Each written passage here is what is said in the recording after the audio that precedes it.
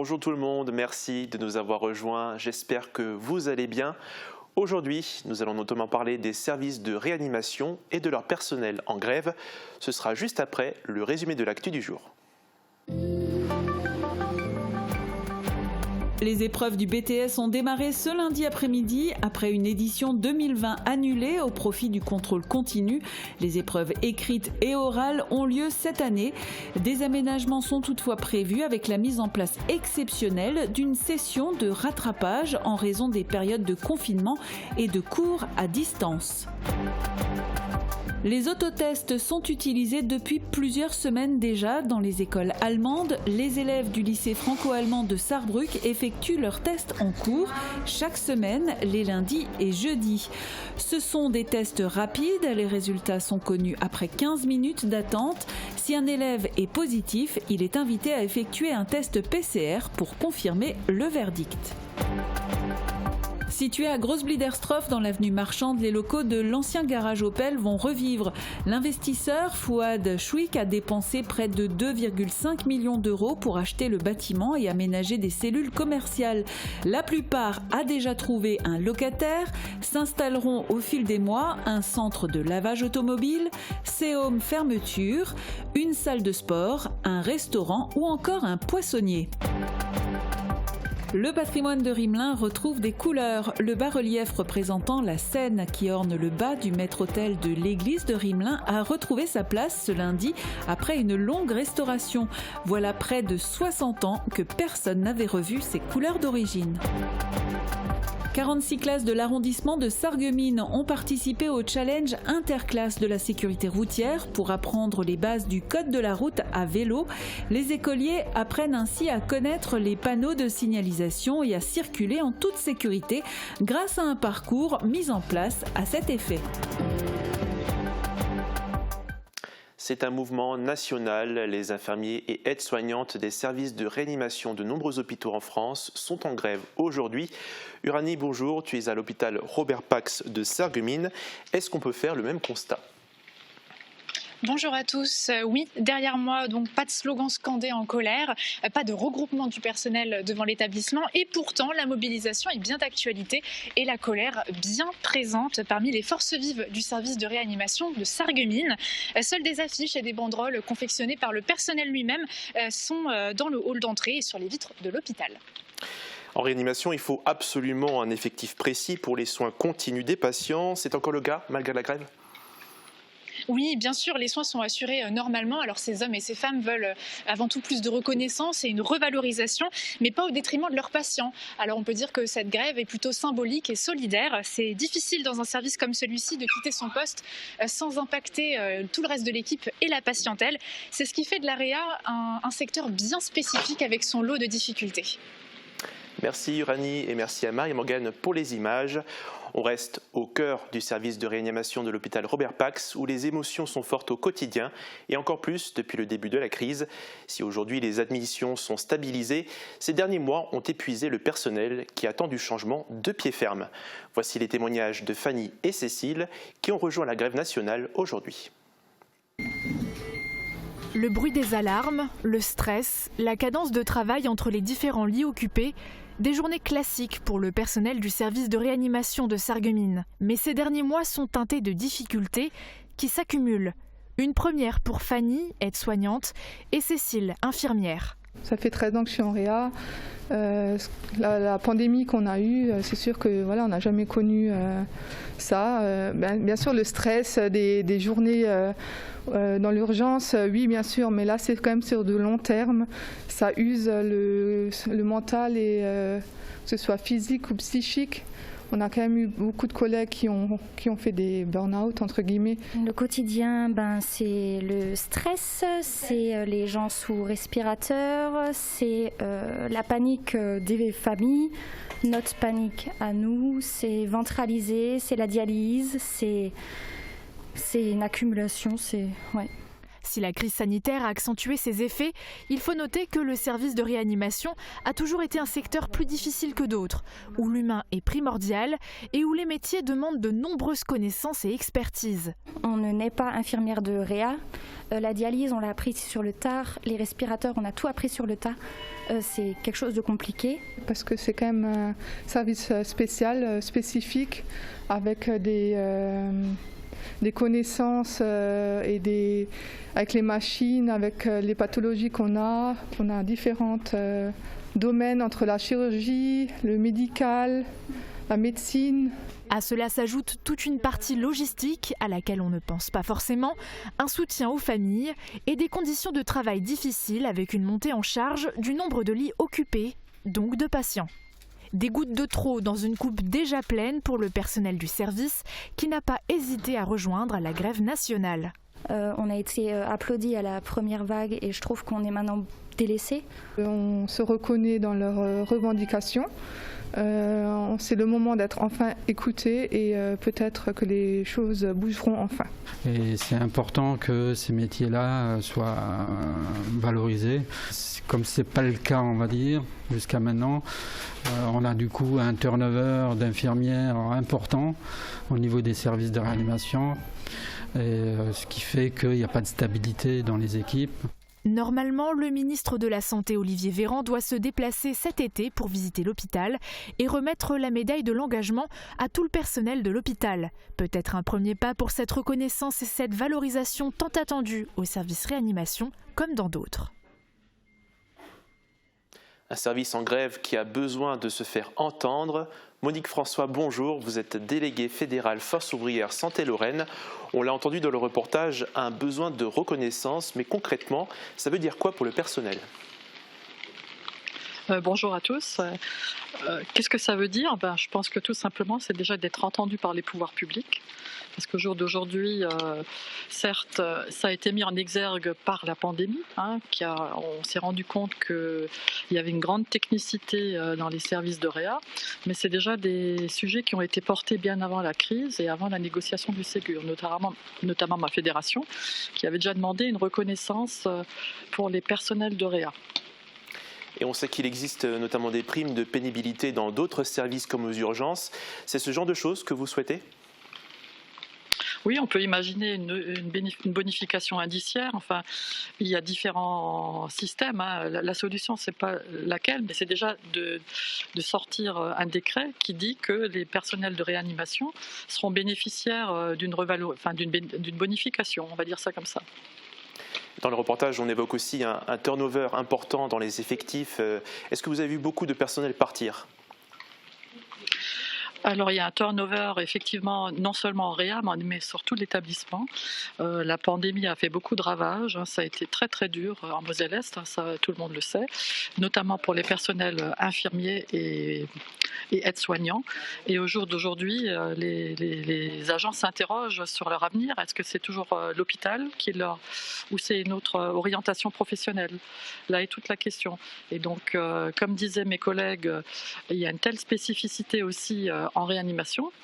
C'est pas donné à tout le monde de travailler dans un service de réa. Donc, il y a des gens qui se découragent et qui se disent que leur place, elle n'est pas en réa. Ce qui explique aussi ce turnover. Vous parlez justement du Ségur de la santé et notamment pour ce qui est de la revalorisation salariale. Est-ce que c'est déjà en cours justement ? Tout à fait. Bien sûr, les négociations sont en cours depuis quelques mois. Il y a encore quelques points à éclaircir, notamment avec le Premier ministre. Je sais que certains dossiers sont sur la table du Premier ministre, notamment concernant le passage des aides-soignants en catégorie B, où il y a encore des points de crispation avec les signataires du Ségur. Mais quoi qu'il en soit, les choses sont en cours.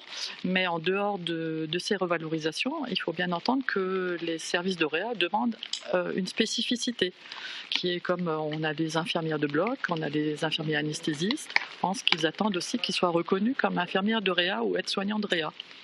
Très bien. Eh bien, écoutez, merci beaucoup d'avoir été avec nous aujourd'hui, Monique François.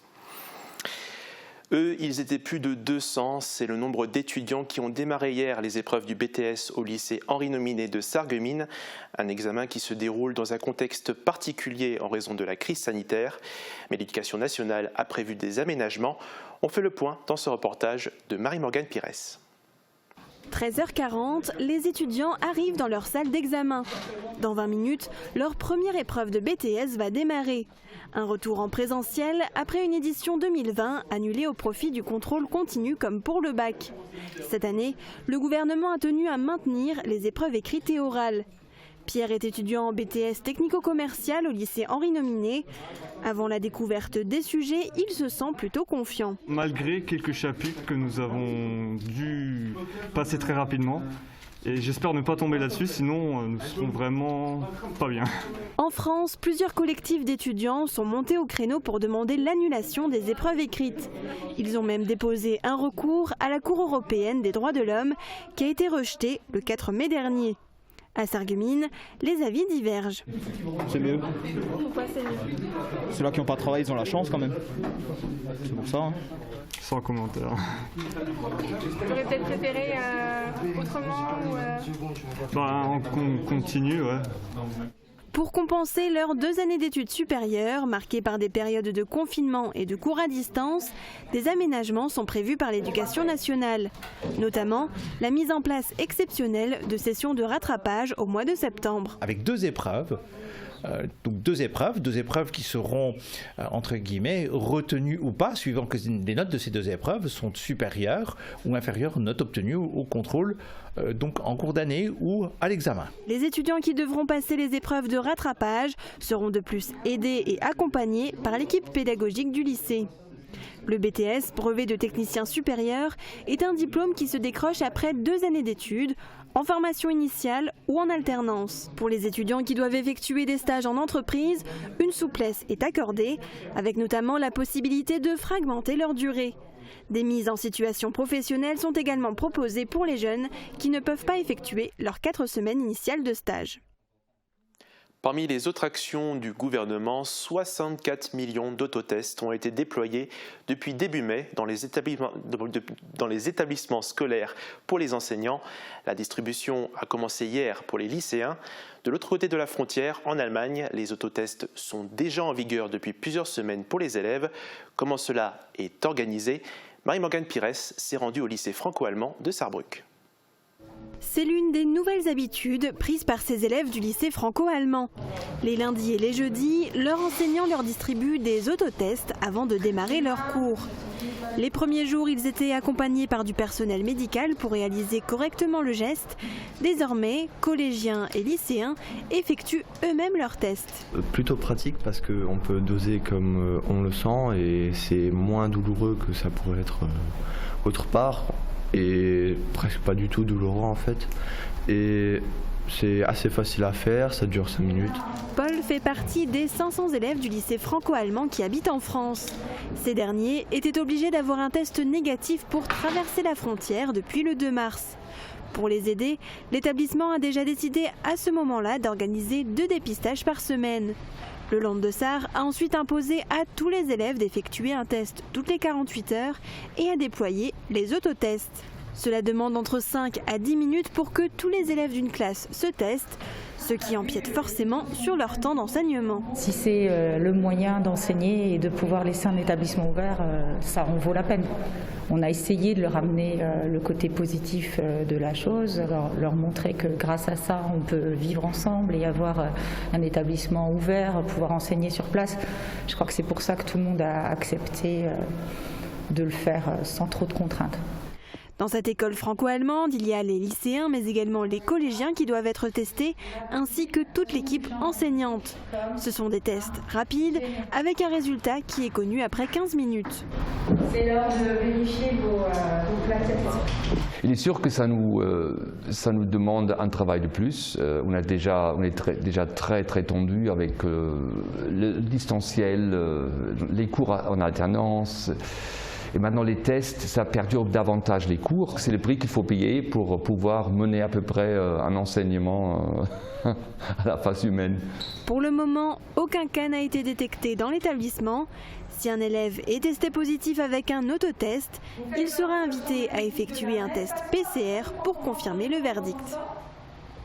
Et le test PCR est au cœur des manifestations des frontaliers depuis son instauration à la frontière avec l'Allemagne.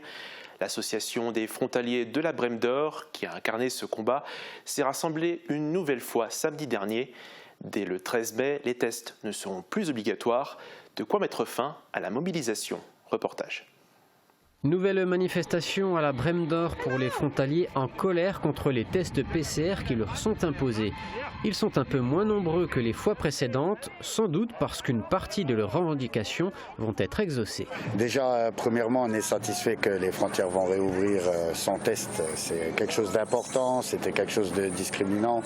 D'ailleurs, le racisme franco-allemand a énormément augmenté.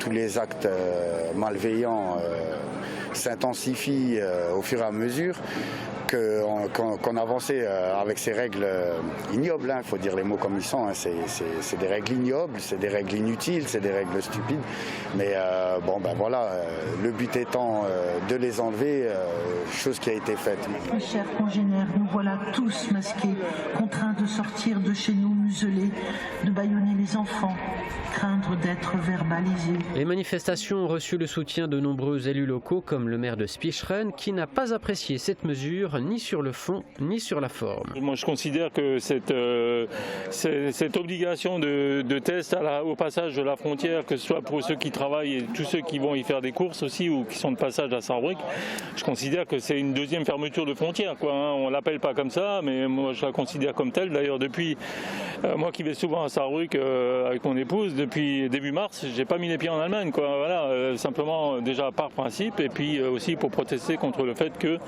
on ne ferme pas des frontières comme ça unilatéralement, comme ça avait été le cas déjà au premier confinement. Pour l'association des frontaliers de la Brème d'Or, désormais c'est un nouveau combat qui s'ouvre, celui des passes sanitaires, qui pourrait être mis en place dès cet été. Emmanuel Macron l'a évoqué le 29 avril dernier. Ce qui se passe, c'est que maintenant ils vont sortir le pass sanitaire qui comprend bien entendu soit la vaccination, soit les tests. Donc de nouveau, il va y avoir une certaine discrimination. Elle sera plus franco-allemande. C'est sûr qu'au niveau de la frontière, on sera libre de passer. Mais il y aura toujours cette discrimination. Pour l'instant, l'exécutif parle de limiter l'usage du pass sanitaire aux lieux qui brassent les foules comme les concerts ou les festivals. On retrouve dès à présent les prévisions météo de Sandrine. Au programme, juste après, nous parlerons d'aménagement à Grosse-Biederstroff et de travaux à Étain et à Rimelin. A tout de suite. La météo vous est présentée par le Crédit Mutuel. Une banque qui appartient à ses clients, ça change tout. Qu'il vente, pleuve, fasse froid ou chaud, une maison isolée par Moder Habitat reste agréable et saine au fil des saisons.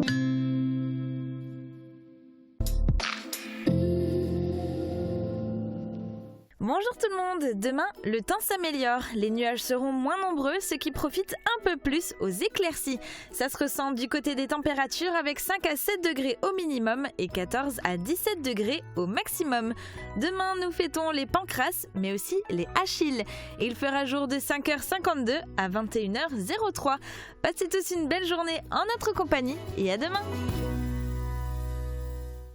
Merci d'avoir suivi la météo avec le Crédit Mutuel. Une banque qui appartient à ses clients, ça change tout. Chez AVS Santé, nous favorisons le maintien à domicile à travers 3 domaines d'activité. Le transport, l'aide à domicile, la distribution et l'installation de matériel médical. Nous sommes à votre écoute et vous proposons les meilleures solutions. Acteur majeur de la santé et l'aide à la personne en Moselle-Est, nous sommes présents à Sarreguemines, Beach et Morsbach. AVS Santé, notre métier, vous accompagner. Allez Lucas, ouvre-moi s'il te plaît. Non, arrête d'insister. Allez, laisse-moi entrer, juste 2 minutes. On en a déjà parlé, arrête. Ça sert à rien. On n'aurait pas dû prendre cette décision. On peut juste en discuter, tu me manques trop. Non, c'est mieux comme ça pour tous les deux. Vas-y, maintenant pars, s'il te plaît. Ok, c'est bon, laisse tomber. Oh, Waouh, t'as pas craqué. Bravo mon bébé, je suis trop fière de toi. Plus que 2 jours. Je t'aime. Cas contact ou positif, l'important, c'est de s'isoler vraiment. S'isoler, le geste qui peut tous nous protéger. Besoin d'aide pendant l'isolement? Appelez le 0800 130 000.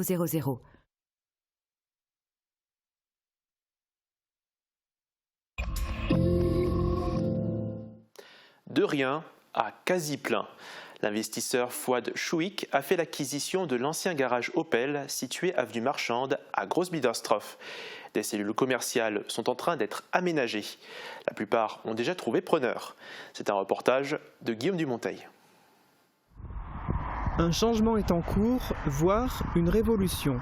Ce bâtiment abritait jadis l'ancien garage Opel. Depuis fin 2013 et le dépôt de bilan d'Active Automobile, plus aucune activité économique ne se déroulait à cet endroit. Mais cela va changer profondément et rapidement. Fouad Chouik, gérant de Seom Concept, Seom Fermeture, a racheté cette friche. Il l'a divisée en plusieurs cellules commerciales, les a mises en location au prix de 10 € le mètre carré et cela lui a permis de trouver déjà plusieurs locataires.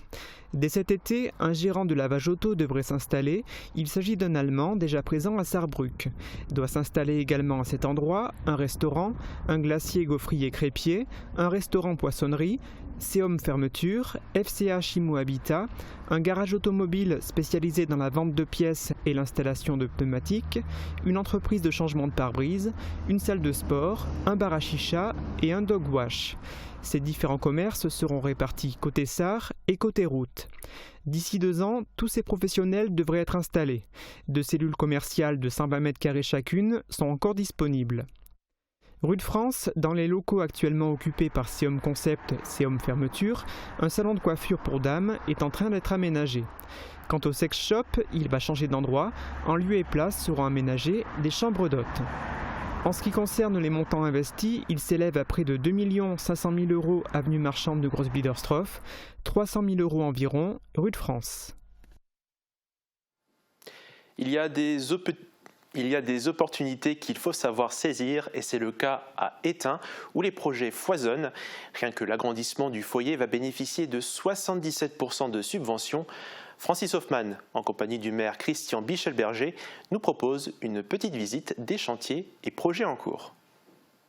Au fil du temps, la petite commune d'Étain cultive, à l'image de ce parterre de fleurs printanières, un attrait grandissant. Après la construction d'une nouvelle école, de l'aménagement de la place de l'église et de plusieurs tranches de places à bâtir, la municipalité va continuer à investir. 1 175 000 € hors taxes seront injectés pour l'amélioration du cadre de vie, du vivre ensemble et de la sécurité. Avec Christian Bichelberger, maire de la commune, nous voilà en route pour un tour des principaux projets et réalisations en cours. Tout d'abord, direction la salle socio-culturelle, située à la périphérie du village. Elle est entourée d'un bel espace de sport et loisirs, ainsi que du complexe scolaire. Donc ces travaux dans notre salle communale correspondent à des travaux de réhabilitation, de remise aux normes et d'agrandissement. En fait, nous allons créer 100 m² supplémentaires correspondant à la fois à une grande cuisine de 50 m² et 50 nouveaux mètres carrés destinés à une petite salle, à la fois pour les associations, les administrés et la municipalité. Direction maintenant la rue d'Arène. Alors que la commune vient de rejoindre la communauté des villes et villages prudents, il reste cette seule rue où les passages piétons ne répondent pas encore aux normes de déplacement des personnes à mobilité réduite. Finalement, la transformation sera bien plus importante. Effectivement, sur 500 mètres de long dans cette rue d'Arène, nous allons non seulement élargir les trottoirs, mais aussi de fait réduire la route, ce qui répond à l'objectif également de sécurisation dans cette rue où malgré tout la vitesse est relativement élevée. Avec le maire, nous poursuivons ce tour des travaux en cours en nous arrêtant quelques instants au cimetière. 500 m² de murs d'enceinte ont été décrépits des 2 côtés, 200 mètres de couvertines sont remplacés par du grès et pas moins de 5000 mètres linéaires de joints seront refaits. Les travaux ont été confiés à la société Paul Schwartz de Beach, spécialisée dans la restauration. Oui, alors la restauration de ce mur d'enceinte du cimetière correspond à notre volonté de valoriser le patrimoine. Il est relativement réduit dans notre commune, de lui donner un certain cachet en faisant apparaître les pierres et également de sécuriser l'édifice et améliorer in fine le cadre de vie local. Nous finissons ce tour des travaux à Étain en nous arrêtant au lotissement. Après la rue des Pinsons et la rue des Rossignols, le Val-Fleury fait le plein. Reste-t-il des places? Y a-t-il une nouvelle tranche de prévue? Donc nous venons de terminer la viabilisation de 4 parcelles. 2 d'entre elles sont pré-réservées. Nous attendons les futurs acquéreurs, donc n'hésitez pas à vous installer à Étain, un beau petit village. Les parcelles à bâtir ne sont pas chères, 4 200 € de l'art viabilisées, donc n'hésitez pas. Au-delà de cet aménagement, nous envisageons de viabiliser 7 autres parcelles dans la rue voisine pour finaliser le complexe. Le budget de la commune est certes modeste, mais l'État, le département et la région interviennent. 59% de subventions pour le cimetière, 54% pour la rue d'Arène, 77% pour l'extension de la salle socioculturelle. Grâce à ces aides, la pression fiscale pour les villageois restera stable. Cette belle dynamique s'illustre aussi par des réalisations plus modestes, à l'image de l'équipe municipale qui, dans quelques jours, va retrousser ses manches, fleurir ses nombreux parterres et répartir une centaine de jardinières sur les lieux les plus visibles. La commune d'Étain n'en reste pas là. Le foyer et la mairie bénéficieront aussi d'un vaste chantier d'isolation sol, plafond et murs, soit 250 000 € d'investissement fortement subventionnés. Un autre chantier est aussi en cours. Les travaux de restauration se poursuivent à l'église de Rimelin. Hier, le devant d'autel a repris sa place. Un bas-relief polychrome du XVIIIe siècle qui avait disparu derrière une épaisse couche de peinture argentée. Catherine Henrich a assisté à sa mise en place. Opération délicate ce matin à l'église de Rimelin. Les restaurateurs qui travaillent ici et en atelier depuis des mois réinstallent l'une des pièces maîtresses du maître-autel, un bas-relief polychrome du XVIIIe siècle représentant la Sainte Seine, le dernier repas du Christ. Alors ce sont des planches en fait qui ont été sculptées pour représenter, donc on considère que c'est un bas-relief. Il y a deux planches assez épaisses qui ont été sculptées. Alors, on n'a pas vérifié si c'était sculpté directement ou si c'était des éléments rapportés. Il aurait fallu faire plus de sondages dans la polychromie pour voir s'il y avait un joint, mais en tout cas, on considère que c'est un relief. Une œuvre d'art dont la polychromie met en avant les détails de la sculpture, des détails qui avaient complètement disparu sous une couche de peinture appliquée en 1964 en dépit de la valeur patrimoniale de l'élément. C'était une peinture appliquée en 3 couches. Il y avait un premier après blanc, une sous-couche jaune vif et puis cette peinture argentée par-dessus et qui donc avait complètement nié l'aspect polychrome du relief. Aujourd'hui, c'est très ému qu'Éric Emmer, maire de la commune, contemple le résultat. Lui-même enfant de chœur dans cette église, avait connu ce bas-relief dans son état d'origine. J'ai vu l'évolution, je savais qu'il y avait les couleurs, mais quelles couleurs je ne me rappelais plus. Quand je vois ça, c'est que ce que nous avons réalisé ensemble avec le conseil de fabrique, la population et le conseil municipal et tous les généreux donateurs, écoutez-moi, quand on voit ça, on ne peut être que fier et satisfait et même pas l'once d'un regret. Les travaux de restauration se poursuivent, élément après élément. D'autres parties du maître-autel seront également restaurées dans les prochaines semaines pour lui rendre son éclat d'origine. La semaine prochaine, c'est le chemin de croix, également restauré, qui sera remis en place dans la nef de l'église. Petit point maintenant sur les prochaines animations à la médiathèque communautaire de Sarreguemines, jusqu'au 18 mai inclus dans le cadre du festival Mir Ré de Plate. Vous pourrez profiter de l'exposition J'entends ta voix dans tous les bruits du monde, en libre accès aux horaires d'ouverture de la médiathèque. Un nouveau quiz Olingeek spécial pop culture est aussi prévu ce samedi 15 mai à partir de 14h30 et des places sont toujours disponibles pour l'animation Histoire au bout du fil, prévue le mercredi 19 mai prochain. Infos et réservations sur le site de la médiathèque ou par téléphone. Où que vous soyez, l'info continue en non-stop sur Mosaïque Cristal. Vous pouvez aussi revoir cette émission et les sujets sur notre page Facebook ou notre site internet. Moi, je vous dis à très bientôt et d'ici là, prenez soin de vous.